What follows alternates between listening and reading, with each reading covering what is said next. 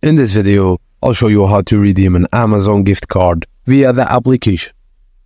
You can easily redeem an Amazon gift card using the Amazon Shopping app on both iPhone and Android devices, so follow these steps. Firstly, launch the Amazon app and tap Person icon to access your account information. Tap on Your Account button and scroll down to the Payments section and select Manage Gift Card Balance. On the next page, tap Redeem another gift card. Enter the gift card code manually or scan it to add the balance to your account. If you want to keep your gift card balance automatically topped up, you can select your Auto Reload setting and create a schedule. However, there isn't a significant benefit to doing this unless you want to ensure your balance never runs out.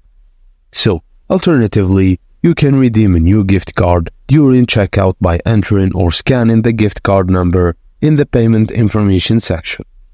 And that's it, guys. Thank you for watching, and please don't forget to like and subscribe for more.